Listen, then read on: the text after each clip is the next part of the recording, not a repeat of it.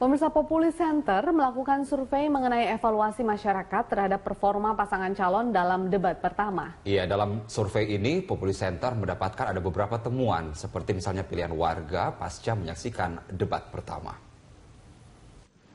Survei Populi Center digelar setelah adanya debat pertama Pilkada DKI Jakarta. Dari hasil survei, masyarakat menilai bahwa pasangan yang paling unggul pada debat pertama 13 Januari lalu adalah Basuki Jarot dengan persentase 36,5%, disusul oleh Anies Sandiaga di posisi kedua dengan persentase sebesar 25,5% dan Agus Silvi di posisi ketiga dengan persentase 17,8%. Pada seluruh isu debat pertama, masyarakat DKI menganggap pasangan Agus Silvi paling rendah pemahamannya. Berdasarkan penilaian umum tentang paslon yang paling unggul dalam debat, pasangan Ahok Jarot mendapat 36,5%, disusul Anies Sandi 25,5% dan AHY Silvi 17,8%. Pada pertanyaan siapa pasangan calon yang paling memahami Jakarta, 44,2% warga menjawab pasangan Ahok Jarot. Anies Sandi mendapat 22,3% dan Agus Silvi 15,8%. Dalam survei ini, Populi Center juga menanyakan pilihan warga pasca debat kandidat. Dari hasil survei, 34,5% warga menjawab akan memilih Ahok Jarot, 26,8% memilih Anies Sandi, dan 19,8% memilih Agus Silvi. 12% menyatakan tidak menonton debat, dan 6,8% tidak tahu atau tidak menjawab. Tim Liputan, Berita 1, Jakarta. Lembaga Populi Center merilis survei elektabilitas Cagup DKI pasca debat pertama pada 13 Januari lalu. Ya, hasil survei Populi Center menyebut elektabilitas pasangan Cagup-Cawagup nomor urut 2, Ahok Jarot, berada di urutan pertama.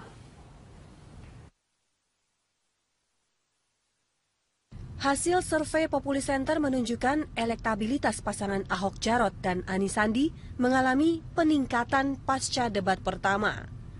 Ahok Jarot di urutan pertama dengan elektabilitas 36,7%. Pasangan Anies Sandi dengan persentase elektabilitas 28,5% berada di urutan kedua. Sedangkan pasangan nomor urut 1 Agus Silvi menurun tajam dari 32,2% di survei bulan Desember menjadi hanya 25% pasca debat. Survei Populi Center juga menyebut Basuki Cahayapurnama atau Ahok sebagai sosok yang paling pantas dipilih sebagai gubernur. Ahok meraih 37,5%, sedangkan Anies 29,8% dan Agus Yudhoyono di urutan ketiga dengan persentase 24,2%. Sedangkan sosok yang paling pantas menjadi wakil gubernur berdasarkan hasil survei Populi Center juga ditempati pasangan Ahok, yaitu Jarod Saiful Hidayat 35,7%. Disusul Sandiaga Uno 32,2% dan Silviana Murni di urutan ketiga 22,7%. Hasil survei elektabilitas pasangan Cagup-Cawagup Populi Center juga memperlihatkan peningkatan angka undecided voters dari 8,5% di survei bulan Desember menjadi 9,8%. Populi melihat peningkatan angka undecided voters menunjukkan bahwa pemilih di Jakarta makin rasional dan cenderung untuk menunggu penampilan kandidat di debat berikutnya. Anda menyaksikan Prime Time Talk, pemirsa, bersama saya Ani Rahmi. 4 bulan menjelang dilaksanakannya pemilihan Gubernur DKI Jakarta 2017, posisi petahana Basuki Cahayapurnama masih unggul dibandingkan dua pesaing lainnya. Menurut survei SMRC, bila pemilihan dilakukan saat ini, 44,4% warga Jakarta menyatakan akan memilih Ahok sebagai Gubernur DKI. Meski demikian, elektabilitas Agus Yudhoyono dan Anies Baswedan kian kompetitif. Saat ini, para pasangan calon masih memiliki cukup waktu melakukan sosialisasi kepada masyarakat, menyampaikan program-program unggulan dalam mengatasi berbagai persoalan yang dihadapi ibu kota. Langkah-langkah apa saja yang harus dilakukan para pasangan calon dalam beberapa bulan ke depan? Tantangan-tantangan apa saja yang dihadapi? Untuk membahasnya telah hadir bersama kami di studio tim kampanye Ahok Jarot, Jerry Sambuaga, juga tim dari Anies Sandi Anggawira, dan tim dari Agus Silvi Rahlan Nasidik. Selamat malam Bapak-Bapak. Malam. Mas Jerry, Mas Angga, dan juga juga Mas Raslan Ahmad. Terima kasih sudah hadir di Berita Satu TV. Kita diskusinya akan cukup menarik nih malam hari ini. Dan pemirsa, sebelum kita mulai perbincangan pada malam hari ini, saya akan mempersilakan rekan saya Carlos Michael untuk memaparkan hasil survei dari SMRC. Silakan Carlos. Iya, Ani dan juga pemirsa, petahana saat ini masih bekerja dengan giat di kantornya di Balai Kota, sementara dua calon lainnya semakin giat bersosialisasi ke seluruh pelosok yang ada di DKI Jakarta. Lalu kemudian kita ingat bahwa 4 pekan yang lalu ada survei-survei yang menyatakan bahwa petahana Ahok masih menjadi yang terkuat. Itu adalah saat ketika paket-paket calon gubernur dan wakil gubernur ini belum lengkap. Saat ini sudah lengkap, kita lihat apakah masih sama kekuatannya. Kita lihat elektabilitas yang diluncurkan oleh SMRC pada hari ini, bahwa elektabilitas kandidat calon gubernur, calon wakil gubernur DKI Jakarta masih di tempat teratas 45,4% adalah Basuki Cahayapurnama, Jarod Saiful Hidayat. Sementara masih jauh di bawah Ahok dan juga Jarod, Agus Harimurti Yudhoyono dan Silviana Murni di 22,4%. Sementara Anies Baswedan dan Sandi Uno masih di 20,7% dan masih ada 11,6% yang belum menentukan pilihan.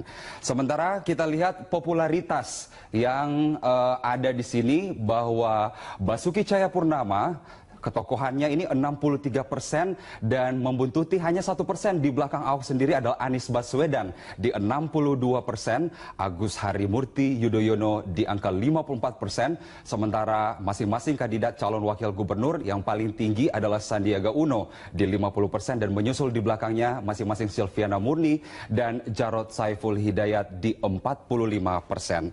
Lalu sejauh mana kemudian masyarakat Jakarta melihat dukungannya terhadap kandidat-kandidat ini? Kita lihat bahwa dari sisi dukungan sendiri, menurut sosiodemografi pemilih, Ahok Jarot didukung oleh 50,7% laki-laki, 39,8% perempuan, Agus Silvi 19,9% laki-laki dan 24,9% perempuan, Anies Sandi 19,5% pemilih laki-laki, sementara 21,9% perempuan, dan yang tidak tahu masih ada 9,8% laki-laki dan 13,4% perempuan.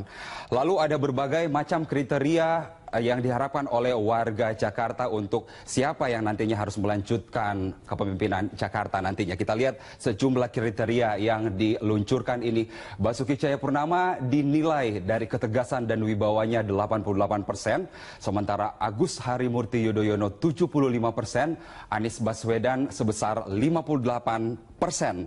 Lalu selanjutnya kriteria kemampuan memimpin DKI, Basuki Cahayapurnama juga masih dinilai yang paling mampu untuk memimpin DKI di angka 75%, Agus Harimurti Yudhoyono 46% dan Anies Baswedan 53%. Urutan-urutannya seperti ini, tetapi ternyata membuntuti di belakang Basuki Cahayapurnama adalah Anies Baswedan. Sementara kriteria selanjutnya adalah pemimpin yang jujur dan bersih. Basuki Cahayapurnama lagi-lagi masih dianggap adalah pemimpin yang jujur dan bersih di angka 64%. Sementara di tempat kedua ini ada Anies Baswedan 52% dan Agus Harimurti Yudhoyono 44%. Kriteria selanjutnya adalah soal pemimpin yang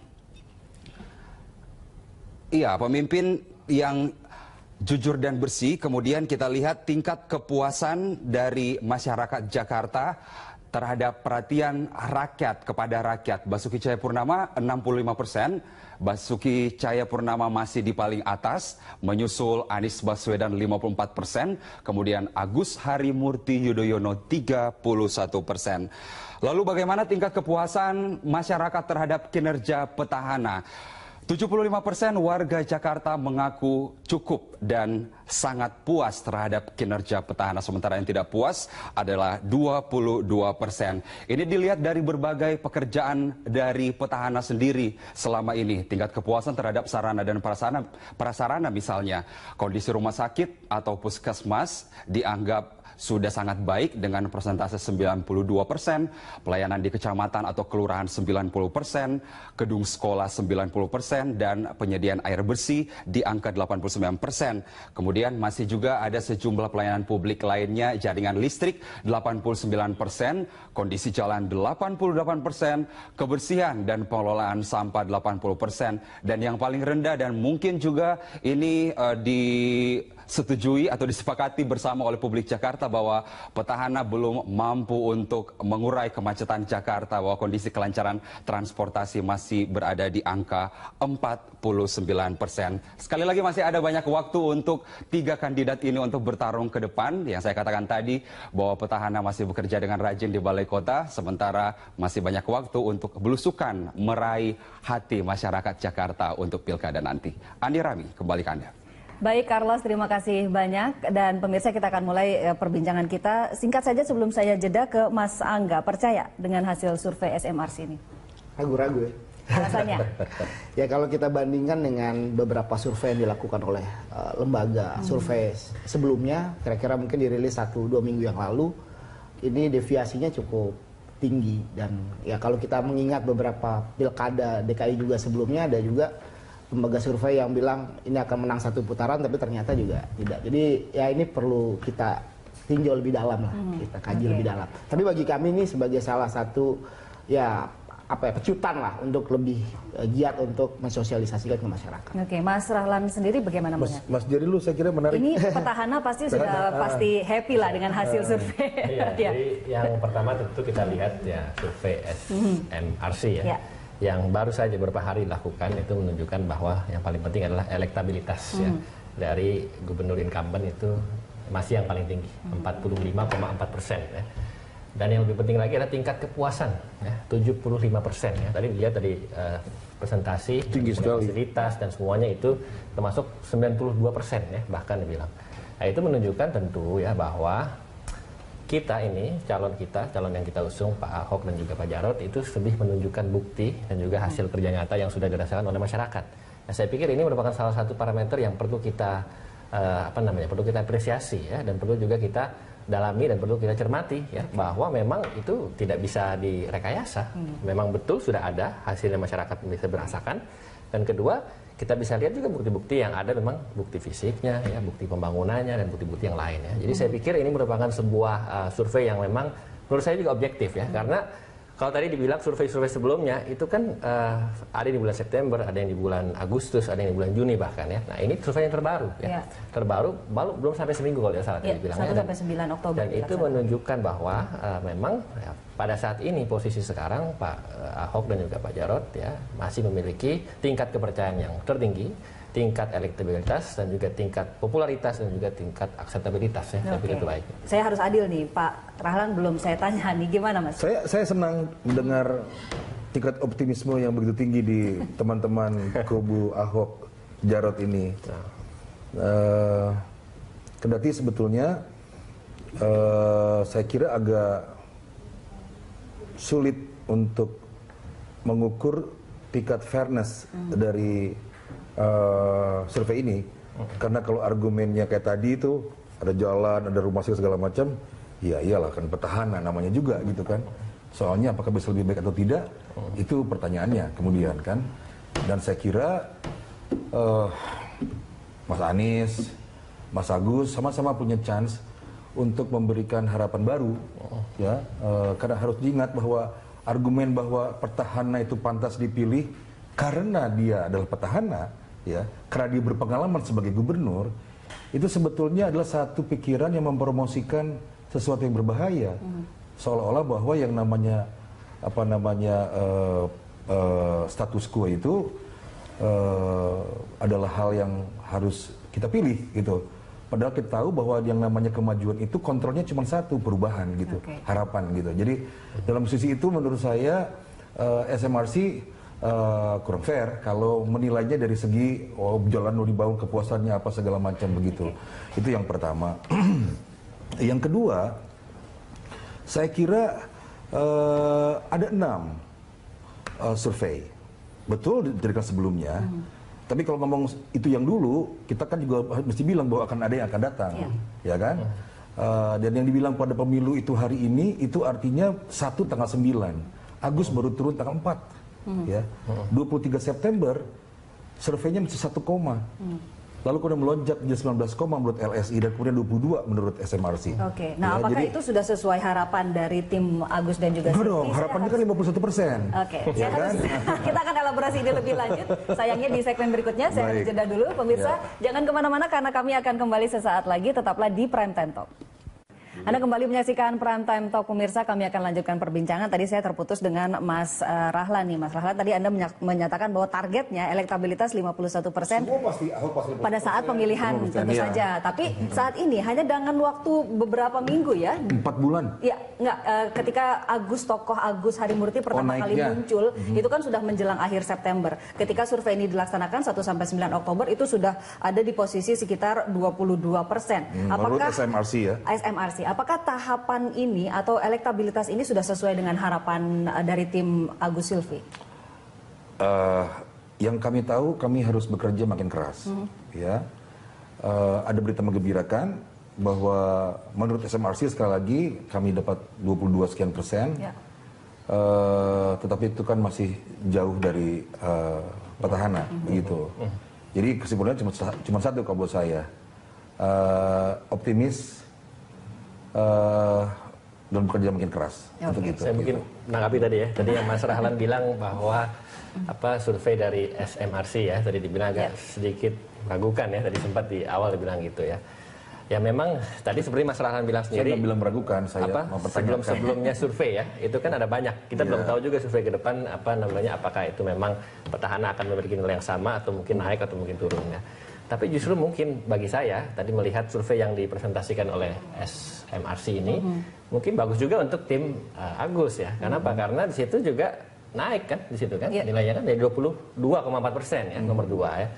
Tapi tadi juga menanggapi untuk yang dibilang mengenai kepuasan ya, tadi Mas Rahlan bilang mengenai fasilitas-fasilitas yang sudah dibangun ya. Terus juga mengenai momentum itu bagaimana ada perubahan ya. Nah, tadi dibilang katanya status quo ya. Kalau kita bicara status quo artinya kita tadi Mas Rahlan bilang kalau kita hanya memilih karena incumbent ya. Karena status quo itu tidak tepat gitu. Menurut saya begini, lebih bagus kita lihat apa yang sudah berhasil ya, ketimbang kita mau berubah tapi belum tentu perubahan yang lebih baik begitu. Dan sebetulnya juga di survei ini juga banyak faktor-faktor lain yang ditanyakan kenapa memilih calon gubernur tertentu. Tapi saya berkomentar terhadap apa yang disampaikan di berita 1 ya kan, soal gedung, soal rumah sakit segala macam. Ya kalau bukan gubernur gimana bisa bikin gitu loh poin saya gitu. Saya akan menanyakan ke Mas Angga nih, mengingat hasil ini agak sedikit berbeda dengan survei-survei sebelumnya di mana popularitas Mas Anies dan juga Sandi biasanya ada di posisi kedua. Kali ini tersalip oleh sosok Agus Silvi. Bahkan ketika head to head menurut SMRC pun 37% memilih Agus Silvi, sementara 34% hanya memilih Anies Sandi ketika head to head antara Agus dan Anies. Bagaimana Anda melihatnya? Seperti saya sampaikan sebelum itu nggak ada problem juga buat kita, karena kan dalam berbagai survei belum ada yang 50% plus 1 juga. Artinya kan ini persaingan 4 bulan ke depan juga itu masih sangat ketat. Tapi sekali lagi saya ingin mengkritisi soal data gitu kan. Nah, pertama, lembaga apa sih yang kita bisa percaya di negara ini? Tentunya kan kalau kita mau merujuk ini kan Badan Pusat Statistik kan. Kalau ditanya tadi prestasi Ahok menurut SMRC, tapi kalau menurut BPS ini nggak ada prestasi sama sekali. Basuki dan Jarot ini, karena kalau kita lihat tingkat pengangguran di DKI ini tingkat kemiskinan pengangguran di DKI ini terbesar di Indonesia, 8,36%. Jumlah penduduk miskin meningkat 9,83%. BPS tuh. BPS. Ini kita bicara BPS. Indeks keparahan kemiskinan meningkat 0,7%. Oke, artinya memang masih banyak pekerjaan dan rumah. tingkat kesenjangan sosial kita meningkat dari 0,39 ke 0, Gini rasio kita ke 0,43. Jadi kalau kita boleh fair, menurut Badan Pusat Statistik yaitu lembaga negara, tidak ada peningkatan apa-apa. Secara internal sendiri, apakah tim Anies Sandi sudah melaksanakan survei-survei? Oh ya, sudah melaksanakan survei dan Mas Sandi sudah turun ke lapangan sudah hampir 10 bulan. Yang kita serap memang problem pertama adalah kestabilitas bahan pokok. Ini harganya gejolaknya sangat tinggi dan ini pemerintah daerah kita anggap gagal mengendalikan harga-harga bahannya. Pengangguran terbuka, tertutup ini sangat terjadi. Ini saya rasa poin tersebut, dan yang paling parah menurut saya adalah kegagalan dari Pak Basuki dan Pak Jarod mengelola APBD. Penyerapannya hanya sekitar 53,39%. Jadi ini ada mismanagement pengelolaan negara. Jadi saya rasa hal-hal fakta-fakta ini yang saya rasa harus diungkapkan oleh Mas Agus, oleh tim kami dan juga oleh Hasil. Jangan bersembunyi di FMC gitu loh. Ini fakta-fakta yang ada. Silakan Mas Jerry. Kalau kita bicara data tadi dibilang ya oleh Mas Angga bahwa itu ada data BPS ya. Pertama kita lihat tuh tahun berapa ya. Kedua kita lihat bahwa juga ada data Pemprov DKI. Kita juga mesti sandingkan juga secara proporsional dan objektif ya. Kalau kita lihat saya kebetulan bawa data-datanya yang saya print out dan itu terbuka dan open sources ya. Kalau kita lihat dari pertama nih ya, kita mulai dari anggaran pendidikan. Itu meningkat hampir 4 kali lipat semenjak tahun 2013 ya. Penerima kartu Jakarta Pintar tentu diseleksi dengan baik dan itu terdeliver dengan baik ya kan. Kita lihat penurunan angka putus sekolah, pendapatan guru-guru sekarang berapa? 2014 itu hampir 15 juta dengan tunjangan-tunjangan. Belum lagi dengan TKD-nya. Lalu kita lihat layanan-layanan kesehatan dari mulai perawat, dokter sampai apoteker itu meningkat semua. Ada datanya kita bisa lihat, kita bisa download di Pemprov DKI. Dan satu lagi saya ingin tanggapi juga. Kalau kita melihat hal-hal itu semua itu kan berarti kan pencapaian. Itu kan berarti sebuah keberhasilan yang masyarakat juga bisa tahu ya. Dan kalau saya ingin tegaskan juga soal tadi dibilang bahwa apakah itu bisa dibilang sebagai sebuah hal yang bersifat memajukan atau tidak? Ya sangat memajukan ya karena apalagi ukurannya kalau memang kita tidak bisa memberikan bukti kan gitu. Meningkat kalau kita tidak bisa memberikan bukti kan ini gitu. data dilawan dengan data. Kita bicara data. Iya data dan lembaga negara itu badan pusat saya ingin juga tambahkan sedikit. Kalau kita bicara data, kita bicara data. Yang dilaksanakan oleh SMRC ya sekarang begini, kalau kita sedikit deh, kalau kita bicara survei, data-data itu kan juga harus kita apresiasi dengan data-data yang Mas Jerry boleh saya ke Angga? Ya, Mas Angga, ini bagaimana caranya menggenjot elektabilitas yang tampaknya turun? Kalau kita lihat jelas dari survei internal yang kami lakukan dan dari beberapa survei sebelumnya yang dilakukan lembaga-lembaga survei yang lain, kita lihat memang warga Jakarta ini ingin perubahan. Ingin perubahan dengan sesuatu yang lebih baik lagi. Dan tentunya yang kita tawarkan tentunya kan ini rekam jejak dari Mas Anies dan Bang Sandi selama ini. Dan ini juga prestasi Mas Anies dan Bang Sandi ini bukan hanya di level nasional, tapi sudah diakui di level internasional. Tinggal bagaimana dari tim kami menyampaikan apa yang sudah pencapaian-pencapaian yang sudah dilakukan oleh orang dua ini kepada masyarakat. Dan bagaimana manfaatnya untuk warga DKI Jakarta begitu. Iya, tentunya apa yang sudah artinya kan pembangunan ini berkelanjutan. Apa yang sudah baik dilakukan oleh Pak Basuki dan Pak Jarod ini tentunya harus kita juga apresiasi. Tapi kalau kita bicara lagi tadi mengenai data dan konteks fakta, besarnya gitu ya. Konteks besarnya potretnya kan sudah terlihat kan gitu. Tapi kalau kita turunkan ya mungkin Pemprov kan punya data-data yang lain dan kita juga hanya berpegang pada data dari Badan Pusat Statistik. Ini diakui bahwa diapresiasi nih Mas Jerry ya. Nah, tapi bagaimana caranya untuk semakin menggenjot atau juga mempertahankan elektabilitas hingga nanti saat pemilihan? Betul. Jadi begini, tadi saya juga menanggapi ya bahwa yang disampaikan itu memang ada betulnya bahwa ada keberhasilan tadi Mas Angga bilang ya dengan data-data Pemprov DKI. Ya, bahwa ada data BPS, oke kita bandingkan, kita lihat dan juga kita kaji sama-sama. Di Pemprov DKI juga datanya tidak bisa dibilang tidak konkret, sangat konkret bahwa pemerintah yang mengurus wilayah DKI Jakarta ya kan. Lalu berikutnya kalau kita melihat tadi katakan bagaimana kita menggenjot elektabilitas ya. Ya tentu sekarang kita lihat ya bagi kami di tim Basuki Cahayapurnama dan juga Jarod yang paling utama itu adalah bukti. Yang paling utama itu adalah track record. Yang paling utama adalah kita tanya ke masyarakat ya. Kita tanya fasilitas-fasilitas yang sudah dibangun, tingkat relokasi yang sudah dilihat, bukan baru yang sudah dibenahi. Kalau ya. itu yang kalau menjadi itu dilihat, dasar, ya, memang itu menjadi dasar. Tidak akan ada perubahan. Sekarang begini, perubahan masing-masing tim boleh punya strategi. Artinya yang boleh jadi presiden adalah yang punya pengalaman presiden. Yang saya tanya ke Mas Rala tadi kalau usungnya temanya adalah perubahan. Sekarang saya mau tekankan perubahan mau jadi lebih baik. Bukan perubahan dalam tadi konteks. Kan ditekankan perubahan. Oke, jadi itu adalah memberikan perbandingan terhadap kualitas dari perubahan itu sendiri. Itu adalah strategi yang akan digunakan oleh tim Ahok Jarot untuk menggenjot elektabilitas hingga nanti 4 bulan ke depan. Karena kalau dikit-dikit kita bicara perubahan, kapan membangunnya? Kalau nggak ada perubahan, Pak Ahok akan jadi gubernur. Mas Dahlan, SMRC dan juga peneliti LIPI melihat survei ini dan menyebutkan bahwa elektabilitas Agus Harimurti itu bisa melejit karena 3 hal. Pertama karena bapaknya, Presiden Susilo Bambang Yudhoyono selama 2 periode, lalu karena ketampanannya dan karena paparan media. Anda sepakat? Yang pertama saya kira jelas, itu anaknya Presiden RI ke-10, ke-6 yang punya pengalaman 10 tahun. Kalau soal ganteng, ya mirip-mirip saya lah gitu ya. Nah, terus yang ketiga apa tadi Anda bilang? Karena paparan media. Karena paparan media. media makin bersimpati benar. Tetapi menurut saya, kalau kita mau sedikit periksa lebih teliti survei dari SMRC itu, ada soal yang buat saya mencemaskan. Di situ disebutkan bahwa 94% non-Muslim itu memilih Ahok. Sementara ada 38% warga Muslim yang memilih Ahok. Bagaimana kita mau baca data ini? Ya. Ini memperlihatkan menurut saya bahwa pertama-tama non-Muslim melakukan satu pilihan yang semata-mata berdasarkan kesamaan identitas, gitu. Dan menurut saya itu berbahaya, karena demokrasi mengajarkan kita untuk memilih secara rasional, gitu ya. Pada sisi yang lain, semua kampanye bahwa ada ancaman yang serius terhadap kebinekaan, itu mungkin mesti dikatakan sambil mengingat bahwa ada 34% warga Muslim yang secara rasional memilih Ahok, gitu, ngerti nggak? Jadi warga non-Muslim ternyata, rasional, begitu loh. Nah, tapi kemudian memang masih diperiksa apa sebabnya. Saya menduga memang ada faktor-faktor yang membuat teman-teman, saudara-saudara saya, warga non-Muslim memilih Ahok karena kesamaan identitas karena mungkin merasa ada threat, ada ancaman terhadap kebinekaan, sehingga secara naluriah gitu, instingnya memilih untuk mencari orang yang punya kesamaan identitas begitu. Nah, tetapi di situ juga problemnya buat saya kemudian. Beberapa kali Pak Ahok secara sengaja melakukan kata-kata, mengeluarkan kata-kata yang memprovokasi kemarahan Muslim. Nah, saya mau bilang begini, sebentar. Saya bilang, let me finish it. Nah, yang saya mau bilang adalah bahayanya apa?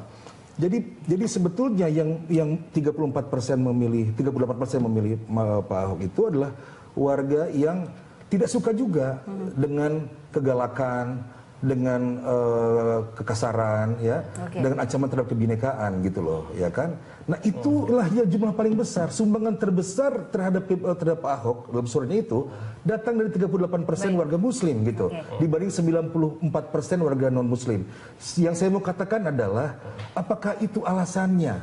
Kenapa Pak Ahok kok bicaranya memprovokasi seolah-olah ada kebinekaan sehingga orang takut, gitu loh. 38% loh yang memilih. Saya harus gitu jeda dulu. Saya harus jeda dulu. Kita akan lanjutkan. Jangan-jangan itu teknik memang sengaja untuk memancing semakin lagi-lagi akan berbasis pada data yang didapat oleh SMRC. Pemirsa, jangan kemana-mana. Prime Time Talk akan kembali. Pemirsa, Anda kembali menyaksikan Prime Time Talk, dan di segmen ini kami mengundang Anda untuk bisa berpartisipasi dalam dialog kami pada malam hari ini, dan saya akan menyapa Bapak Yanto dari Bandung yang sudah terhubung bersama kami. Pak Yanto, selamat malam. Silakan Pak Yanto. Selamat malam. Ya. Selamat malam Pak Yanto. Ya, selamat malam. Ya, silakan Pak. Ya, saya dari Bandung, mau komen aja. Walau saya dari Bandung ya, tapi saya melihat menerawang juga di Jakarta itu, selain ada informasi dari media tentunya, dari teman-teman saudara-saudara di sana. Jadi bahwa bolehlah ya semua orang bersaing untuk pilkada ini. Tapi tolonglah seperti Bung Rahlan itu, Anda itu ya jangan sampai bawa-bawa segala macam Muslim non-Muslim. Anda seolah-olah itu jadi memanas-manasi ya. Jangan bawa-bawa seperti itu. Anda kan sedang berwawancara di TV. Jangan seperti itulah. Oleh di internal Anda boleh sampaikan itu.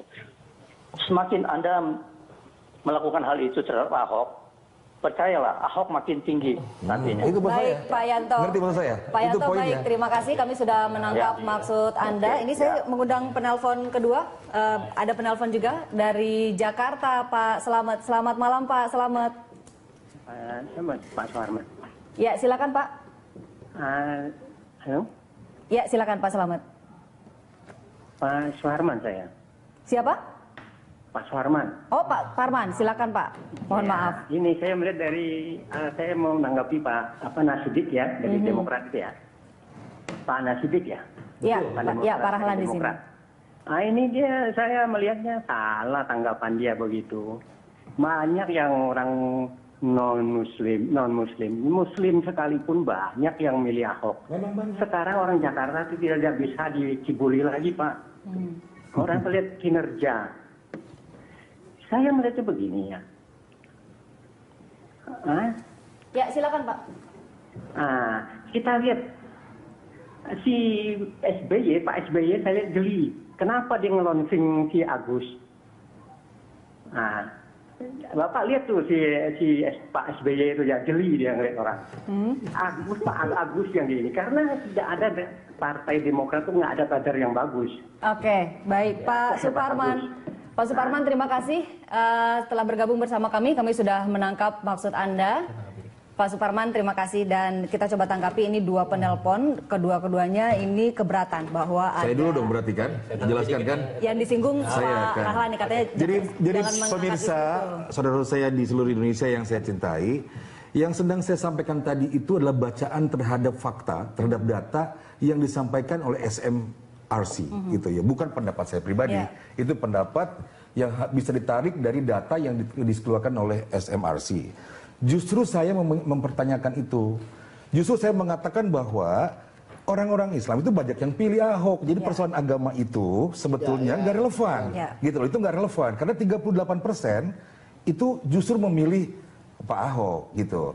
38% ini adalah orang-orang yang nggak suka dengan segala macam perpecahan, dengan konflik, ya, dengan upaya-upaya untuk memecah belah gitu ya.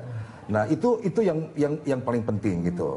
Nah, yang saya pertanyakan adalah kemudian bagaimana menjelaskan hal ini dengan justru pernyataan-pernyataan Pak Ahok yang justru menimbulkan kegaduhan di pada publik. Oke, sekarang... Sebentar. Ya. Apakah tujuannya karena Pak Ahok tahu nih pasarnya di sini, dia bikin aja gitu provokasi yang bikin keras, usul ada kerusuhan soal kebinekaan terancam segala macam, sehingga membuat yang 38% ini yang Islam yang baik, yang pro kebinekaan seperti saya ini gitu, makin mendekat kepada Pak Ahok. Oke, kita tanya langsung ke timnya. Yang saya mau katakan adalah mungkin salah, mungkin benar, tetapi hal seperti itu membahayakan kebinekaan kita. Oke, ini sebuah peringatan juga untuk tim Ahok Jarot, dan karena memang Pak Ahok sifatnya ceplas-ceplos gitu. Apakah ada, kita kaitkan ini dengan strategi. Bagaimana, apakah ada strategi khusus menyikapi ceplas-ceplosnya Ahok? Ya, saya tanggapi sedikit aja yang Mas Rahlan katakan. Pertama, saya terima kasih ke Pak Yanto ya dari Bandung, juga Pak Suparman dari Jakarta yang merespon tadi ucapan dari Mas Rahlan. Salah paham mereka. Saya ingin katakan begini ya. Tadi Mas Rahlan itu menyikapi hasil survei kan begitu ya kan. Nah, tetapi ya bagi saya dan tim juga kita melihat ya, itu kan hanya demografi saja ya, menyatakan yang agama Islam, agama Kristen pilih sekian, yang perempuan pilih sekian, yang laki-laki pilih sekian, yang tingkat pendidikan perguruan tinggi pilih sekian, yang SD pilih sekian. Itu kan hanya memotret ya, hanya menjelaskan kepada kita semua bahwa oke, yang pendidikan tingkat segini itu milih begini, yang tingkat hubungan rumah tangganya misal yang single atau yang menikah pilih ini, yang suku bangsanya ini pilih ini, yang agamanya ini pilih ini. Tapi itu tidak tidak pantas kalau dijadikan tadi dibilang bahwa oh itu strategi, bukan ya, karena di tim Ahok kita tidak melihat hal itu. Jangan dilakukan kita tidak pernah dan tidak akan, kita tidak pernah dan tidak akan. Oh, jadi kalau yang soal merah bukan dong berarti kan? Itu bukan strategi, sekali lagi ya. Jangan sampai dibilang oleh Mbak tadi kan bahwa ceplas-ceplos ya. Justru itu yang kita tampilkan kepada publik, kepada masyarakat, bahwa Pak Basuki Cahayapurnama ini pertama orangnya itu terus terang, ya kan, terus terang atau kasar, bersih, jujur ya, dan juga ingin menampilkan apa adanya, tidak ada pencitraan. Terus terang itu bisa lebih baik loh. Terus terang itu artinya ingin dikatakan bahwa Pak Ahok itu mengatakan yang benar-benar, yang salah dan tidak mempedulikan popularitas. Jadi tidak akan ada strategi khusus. Tidak ada strategi, tidak ada pencitraan, karena memang apa yang dikatakan oleh Pak Ahok itu sama sekali tidak ada hubungannya dengan tadi yang Mas Rahlan katakan. Baik, saya harus jeda sekali lagi, nanti saya juga kasih akan kesempatan ke Mas Angga ya sebentar lagi. Ya pemirsa, saya harus jeda dulu. Prime Time Talk akan kembali sesaat lagi. Tetaplah bersama kami.